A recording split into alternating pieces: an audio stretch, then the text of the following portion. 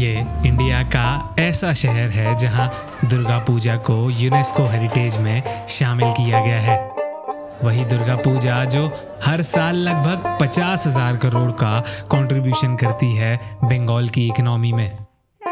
बचपन में सुना था कि कोलकाता से ग्रैंड दुर्गा पूजा कहीं सेलिब्रेट नहीं करते, और इस साल मुझे मौका मिला उस सच्चाई को अपनी आंखों से देखने का।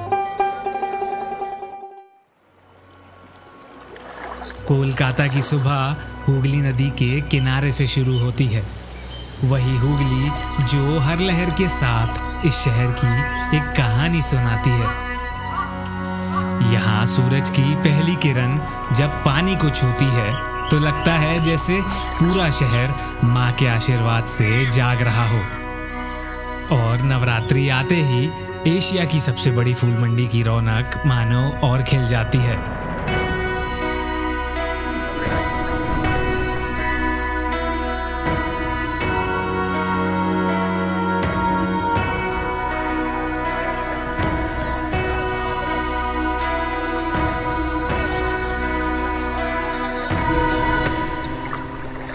कहते हैं माँ अपनी पहली सांस हुगली के किनारे ही लेती हैं, क्योंकि मूर्ति बनाने वाली मिट्टी इसी नदी के किनारे से ली जाती है और फिर ये मिट्टी पहुंचती है कुमोरटुली।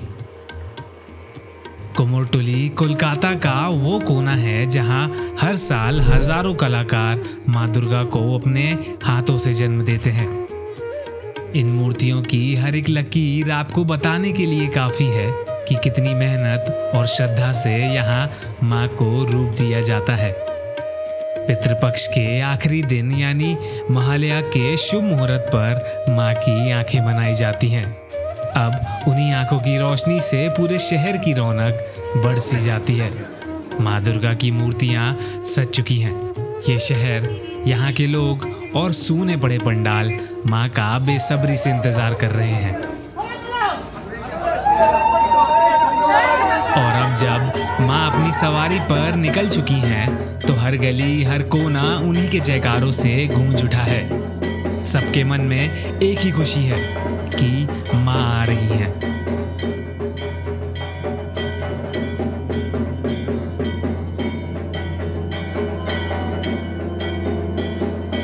माँ की प्रतिमा अब स्थापित हो चुकी है। कहते हैं इस शुभ पल के बाद ये सिर्फ मिट्टी की मूर्ति नहीं रहती, बल्कि इसमें स्वयं माँ का वास होता है। और ये बारिश भी इन्हीं के आने का सबूत है, जैसे आसमां भी माँ के स्वागत में भीग उठा हो। हालांकि इस साल बारिश ने कोलकाता को काफी परेशान किया, लेकिन कोलकाता वाले बारिश की वजह से दुर्गा पूजा ना मनाएं ऐसा हो नहीं सकता। बारिश रुकने के बाद सड़कों पर फिर वही रौनक थी। बस और मेट्रो की भीड़ अब और बढ़ चुकी थी। लोग अपने घरों से सिर्फ पंडाल देखने निकल रहे थे। पार्क स्ट्रीट से लेकर कुमोरटुली तक सड़कों पर सजावट अब दुगनी चमक रही थी। बच्चों की हंसी, भीड़ का शोर और पंडालों में बजते वो गाने कोलकाता के उत्साह को और भी जिंदा कर रहे थे। आप बंगाल के किसी भी शहर में चले जाओ, यहाँ के पंडाल एक अलग ही कहानी है। जितनी मेहनत माँ की मूर्ति बनाने में लगती है, उतनी ही मेहनत यहाँ के पंडाल सजाने में लगती है। बाकी शहरों में आप सिर्फ माँ की मूर्ति देखने जाते हो, लेकिन बंगाल में आप मूर्ति के साथ पंडाल भी देखने जाते हो। और इसी भीड़ का हिस्सा बन हम भी कोलकाता के पंडाल हॉपिंग कल्चर को फॉलो करते हैं।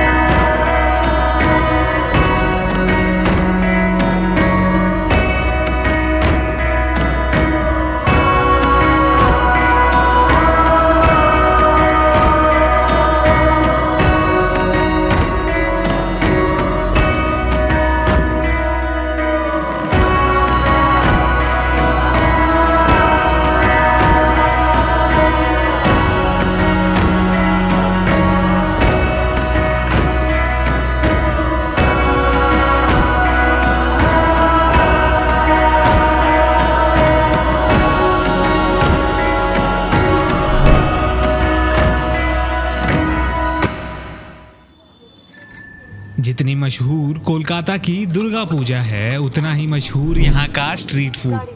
तो अगले दिन हम भी निकल पड़ते हैं कोलकाता की लोकल ट्रेन पकड़कर इस शहर के जायके का स्वाद चखने। और सबसे पहले मुलाकात होती है यहाँ के मशहूर पुचकों से। मैं खाने का थोड़ा ज्यादा शौकीन हूँ, इसलिए शायद पुचकों की मात्रा थोड़ी ज्यादा हो गई। सोचा थोड़ा चलकर इसे पचा लिया जाए, और इसी बहाने हमारे कदम बढ़ते हैं नजदीक के एक सुंदर पंडाल की तरफ। कोलकाता वालों का दुर्गा माँ के प्रति जो प्रेम था, वो नवमी की भीड़ में साफ दिखाई दे रहा था। एक पंडाल देखने में हमें लगभग 1 से 2 घंटे लग रहे थे, और पंडाल से निकलने के बाद किसी न किसी गली से आपको खाने की खुशबू तो आ ही जाएगी। और उसी खुशबू का पीछा करते करते हम भी पहुंचते हैं एक कटलेट स्टॉल पर। कटलेट तो देखकर ही लजीज लग रहे थे, पर इस पे 4 चांद लगाती है सरसों की ये चटनी, जिसके बिना कोलकाता का स्ट्रीट फूड मानो अधूरा सा लगता है। ठीक वैसे ही जैसे ढाक और आरती के बिना दुर्गा पूजा।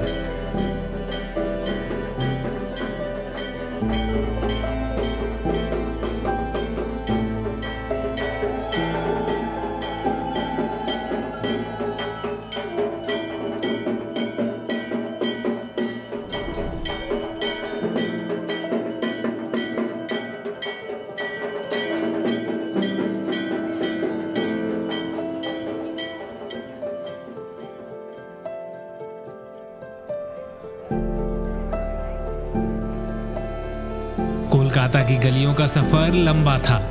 थकान तो थी, लेकिन दिल अभी एक और कहानी चखना चाहता था, खाने के जरिए। शायद दिन खत्म करने का इससे बेहतर तरीका और हो ही नहीं सकता था।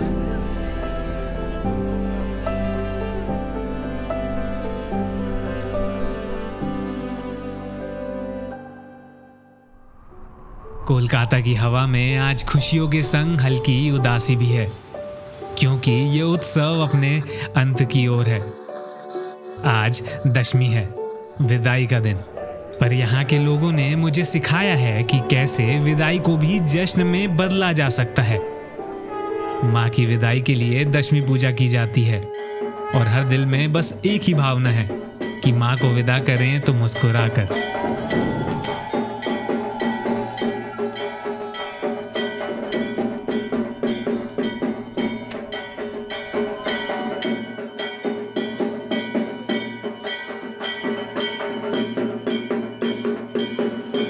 जो शहर माँ के स्वागत में दिन रात जाग रहा था, आज वही शहर माँ को विदा देने निकला है।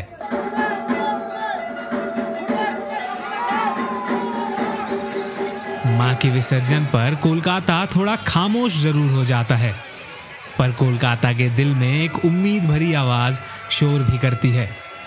आशे बोचोर आबार होबे।